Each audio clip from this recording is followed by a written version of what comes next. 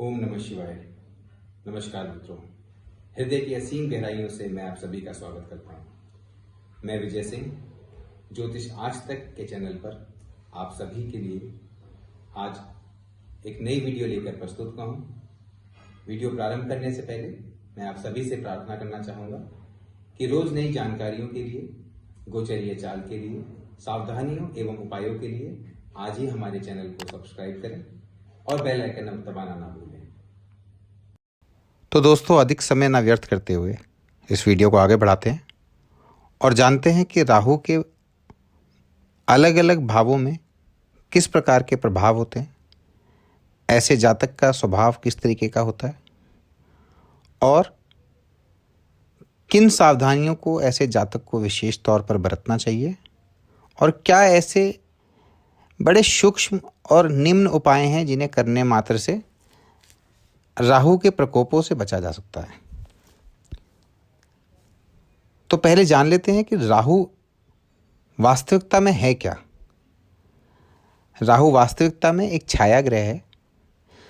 स्वरभानु नाम का जो राक्षस देवताओं की पंक्ति में समुद्र मंथन के द्वारा प्राप्त हुए अमृत पान करने हेतु उस पंक्ति का हिस्सा बना और जिसने छल से अमृत पान कर लिया, भगवान श्री विष्णु के द्वारा उसकी गर्दन धड़ से अलग कर दी गई। इस गर्दन के हिस्से को राहु और धड़ के हिस्से को केतु का नाम दिया गया। क्योंकि यह एक छाया ग्रह है और सदैव वक्री चलता है, जबकि इसकी अपेक्षा अन्य ग्रह मार्गी और वक्री दोनों तरह से चलते हैं, लेकिन राहु सदैव वक्री चलता है।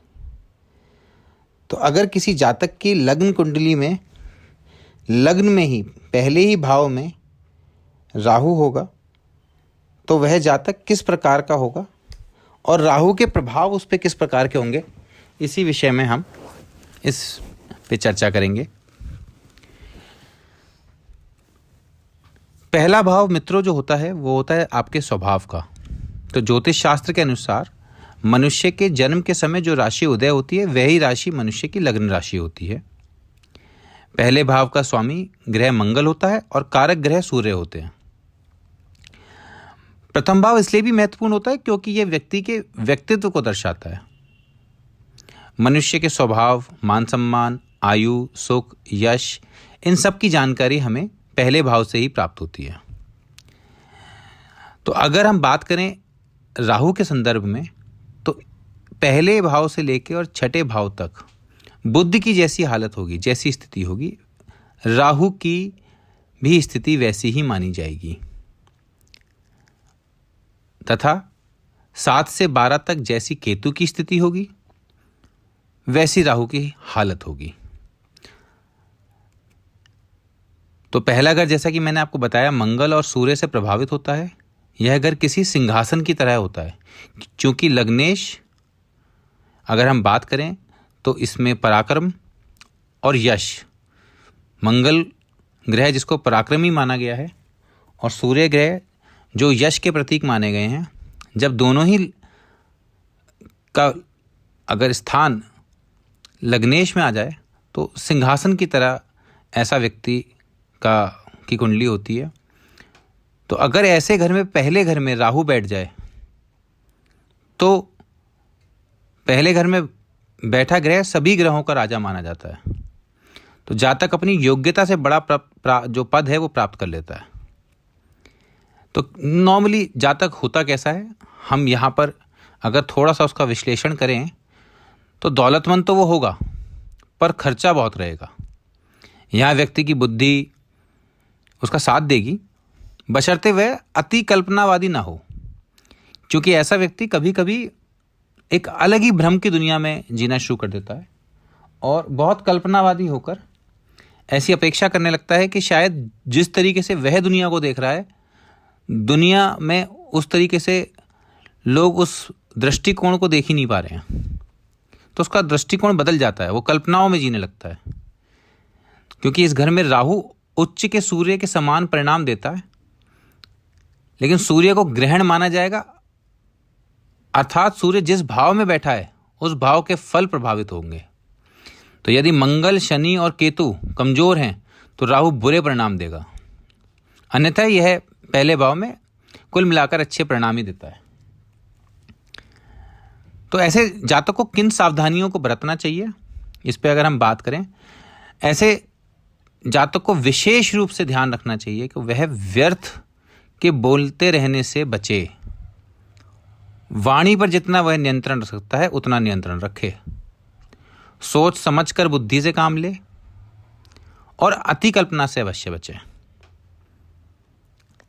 व्यर्थ के तंत्र, मंत्र, यंत्र, इन सब चक्रों में ना पड़े। अपने पिता और गुरु का सम्मान करें, बड़ों का सम्मान करें और ससुराल पक्ष से अपने संबंध अच्छे रखें। क्योंकि ऐसा जातक देखा गया है, जैसा कि मैंने आपको पहले ही बताया, कि पहले भाव में राहु के होने से ऐसे जातक के मन में अति कल्पना जो चलती है, उसे लगता है कि वह सिंहासन संभाल रहा है। तो वो है एक, जिसे अपना स्वाभिमान समझता है, वह कहीं ना कहीं अहंकार का रूप लेने लगता है, और वो उस अहंकार के चलते वह किसी को अपने बराबर, अपने योग्य नहीं समझता, जिसके चलते वह अपने ससुराल पक्ष की भी जो एक सामाजिक स्तर पे उसको आवभगत करनी चाहिए या आदर सम्मान सत्कार करना चाहिए, उसमें कहीं ना कहीं वो पीछे हट जाता है। तो ऐसे व्यक्ति को विशेष रूप से ध्यान रखना चाहिए कि वह अपने ससुराल पक्ष से संबंध अच्छे रखे तथा ससुराल वालों से खास करके बिजली के उपकरण बिल्कुल ना ले और नीले कपड़े पहनने से बचे। बस इतनी सी सावधानियां हैं। मुझे नहीं लगता, शायद मैंने कोई आपको ऐसी चीज़ें बताई हैं जिसका आप अपने आम जीवन में ध्यान नहीं रख सकते।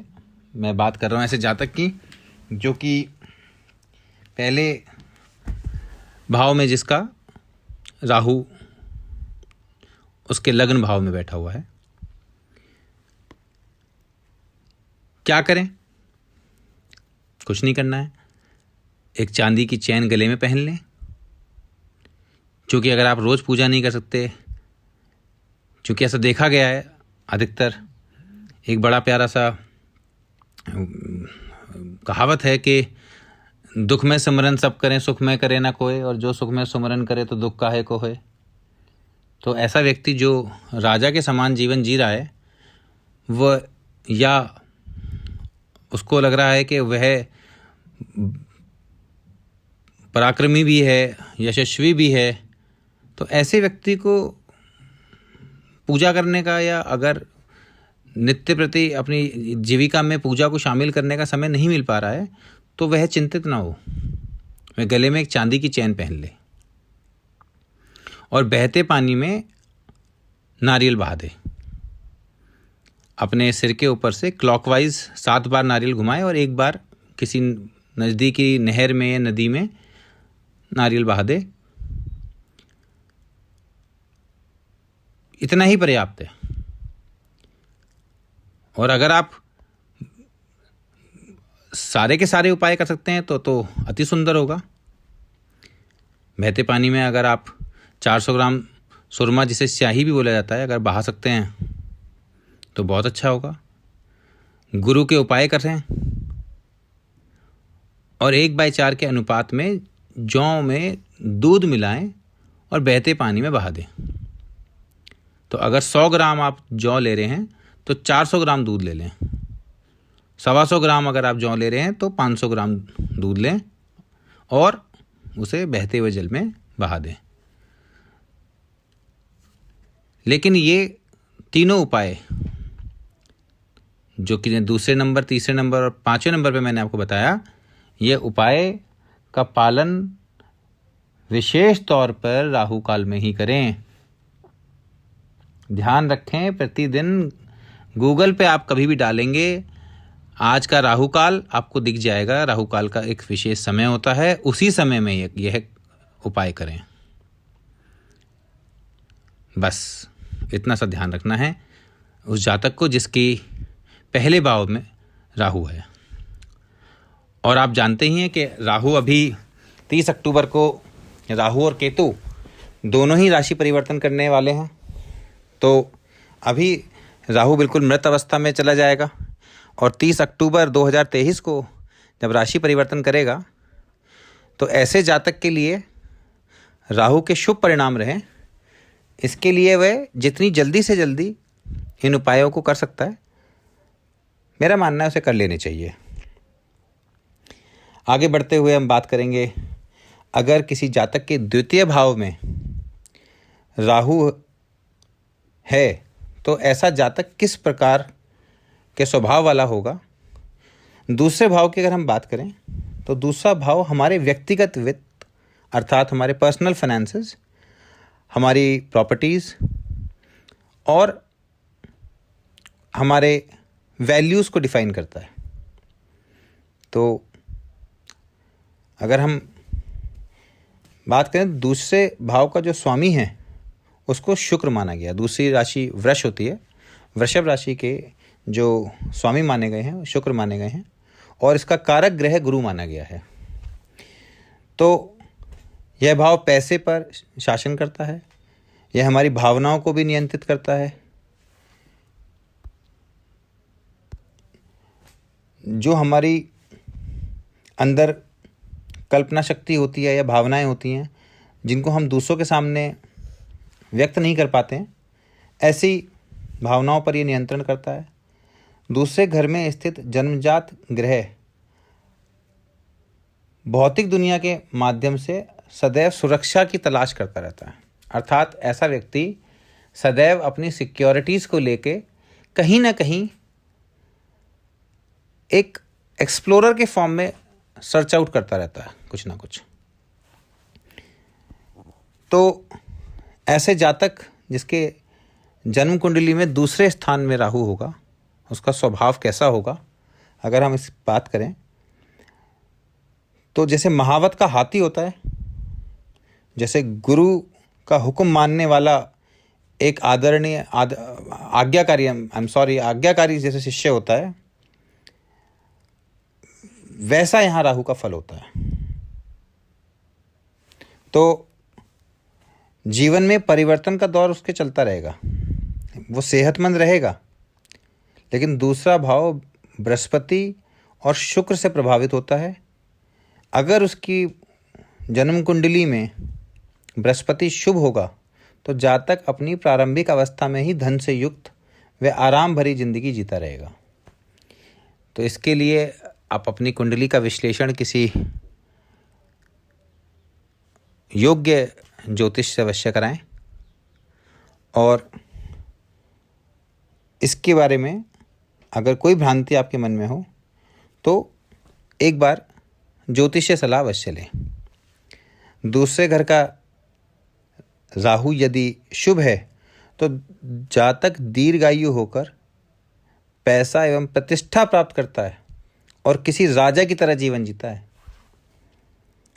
यदि यहाँ पर दुर्भाग्य से राहु नीच का हो तो जातक निर्धन हो जाता है, उसका पारिवारिक जीवन कष्टमय हो जाता है और वह पेट के विकारों से ग्रस्त रहता है।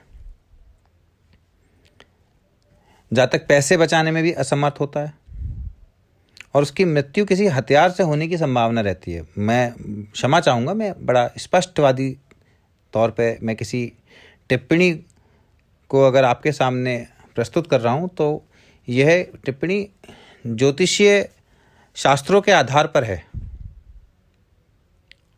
उसके जीवन के 10वें, 21वें और 42वें वर्ष में चोरी आदि माध्यमों से उसका धन खोने की संभावना बनी रहती है। तो ऐसे व्यक्ति को राहु के उपाय करने चाहिए और पीड़ा की परिस्थिति में जाने से पहले ही उसको अपनी ओर से हर सुरक्षित आज्ञा निर्देश फॉलो करने चाहिए। वो हमने सबने सुना है ना कि prevention is better than cure. तो कभी कभी प्रिवेंशन जो है वो क्योर करने से ज़्यादा बेहतर होता है। तो क्या करना चाहिए ऐसे जातक को? उसे गुरु और शुक्र के उपाय करने चाहिए। चांदी का एक ठोस गोली अपनी जेब में रखे। बहुत महंगी नहीं आती है, बस एक चांदी की ठोस गोली बनवा ले और उसको अपनी जेब में रखना चाहिए। पीपल के पेड़ को गुरुवार को जल चढ़ाए। माँ के साथ हमेशा प्रेम संबंध रखे, सौहार्दपूर्ण संबंध रखे। और बृहस्पति से संबंधित चीज़ें जैसे सोना, पीले कपड़े, केसर इत्यादि उपयोग में लाए। कोशिश करें कि पीले वस्त्रों पे और पीली चीज़ों पे ज़्यादा फोकस करें। किन चीज़ों की सावधानियां विशेष तौर पर रखनी चाहिए? देखिए, आप कहेंगे कि पहला भाव में भी जो जातक था उससे भी आप ससुराल के साथ अच्छे संबंध रखने के लिए कह रहे हैं। यह किसी पुरुष प्रधान या पुरुष वर्ग के लिए नहीं है, ये सभी स्त्री एवं पुरुष सभी के लिए है। ये ससुराल पक्ष से अगर आप संबंध अच्छे रखेंगे तो आपका राहु आपको परेशान करेगा ही नहीं। राहु का वास कलयुग में इलेक्ट्रॉनिक्स में, घर के आले दीवालों में, रोशनदानों में, पंखों पे और अंधेरे में, ऐसे स्थानों में बताया गया है। तो कोशिश करें अपने घर के पंखे, अपने घर के रोशनदान, ये सब साफ रखें। और झूठ ना बोलें, खास करके वह व्यक्ति जो कि जिनके दूसरे घर में, दूसरे भाव में राहु है। अपनी जन्म कुंडली में आप अपनी लग्न कुंडली खोलें, उसमें आपको जहाँ पर भी आपकी कुंडली में राहु दिखाई दे, अपने लग्न स्थान से, अपने केंद्र का जो पहला घर होता है उसको लग्न स्थान बोलते हैं, उससे एंटी क्लॉकवाइज गिनती करें। तो लग्न के बराबर में ही ऊपर जो त्रिकोण बना होगा उसमें अगर राहु है तो उसको दूसरा घर बोलते हैं। दूसरे भाव में अगर राहु है तो उन लोगों को ये विशेष ख्याल रखना है, अपनी माता का अपमान ना करें। और शादी के बाद, जैसा कि मैंने पहले भाव में राहु वालों को बताया था, वही नियम आप पे भी लागू होता है। कोई बिजली का उपकरण ना लें। बिजली का उपकरण से तात्पर्य मोबाइल, डिजिटल वॉच, ऐसी कोई भी चीज़ जिसको चार्ज करने हेतु आपको विद्युत ऊर्जा की आवश्यकता पड़े, ऐसी कोई चीज़ अपने ससुराल पक्ष से ना लें। और नाखून मजबूत हों, अगर आपके नाखून ना टूटते हों तो राहु आपका शुभ माना जाएगा। फिर भी सिर्फ नाखूनों के ऊपर डिपेंडेंट ना रहें, राहु का उपाय अवश्य कर लें।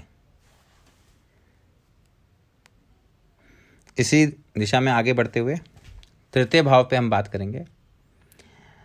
तृतीय भाव मतलब जहाँ राहु आपकी जन्म कुंडली में तीसरे नंबर के घर में बैठा है, उसको तीसरा भाव बोला जाएगा।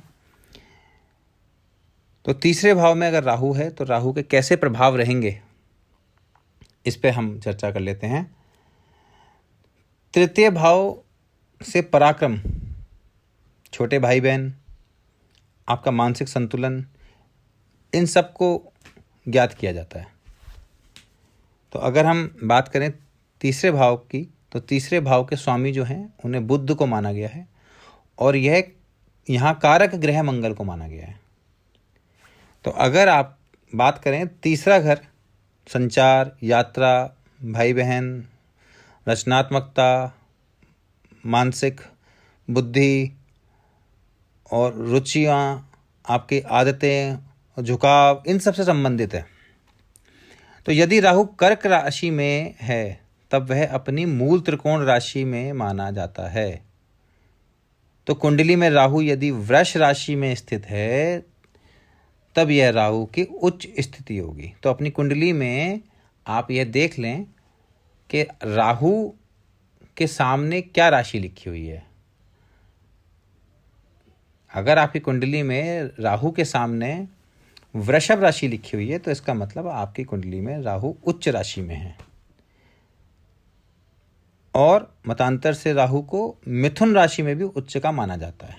अगर मिथुन में है तो भी उच्च का ही माना जाएगा।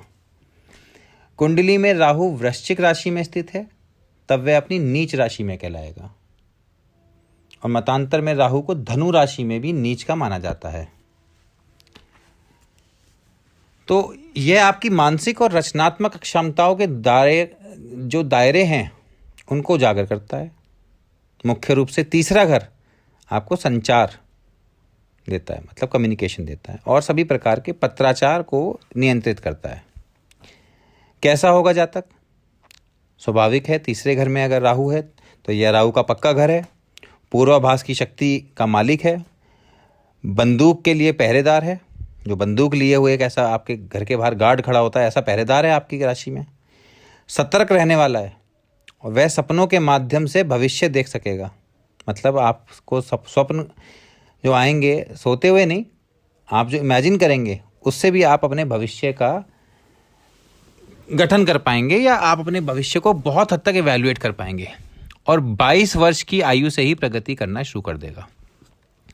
तीसरा घर बुध और मंगल से प्रभावित होता है, इसलिए यहाँ राहु शुभ है हो तो बहुत धन दौलत वाला और दीर्घायु तो होगी ही, साथ ही वह एक निडर और वफादार मित्र भी होगा।